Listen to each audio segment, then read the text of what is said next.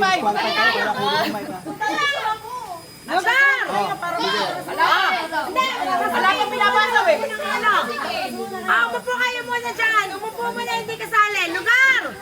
Wala pa nababasa. Again! Paboritong lugar na pinupuntahan ng mga nanay. 1, 2, 3, go!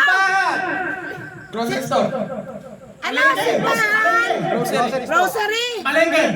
Ah, palengke. Mall. Okay, tatlo na. Tapas. Palengke, simbahan, mall. Meron na. Okay. Kusina, labahan. Wala. Ano? Wala. Isip. Grocery. Grocery, nasa alana. Palengke na yun. Tama nung number na. Kailangan. Hindi. Tama nung time na. 5, 4, Papas.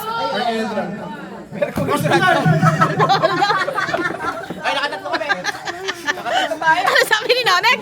Balik ko ng draga. Pala yun. Yung mga lugar na paboritong puntahan ng mga nanay. Palengke. Simbahan. Mall. Tatlo kayo. Parlor. Salon. At saka, at naman nakalimutan yan dito. Ayan. So, 3 points. So, next. Galing ni Aya, okay daw. Ilan inyo? Ilan? Si Aya.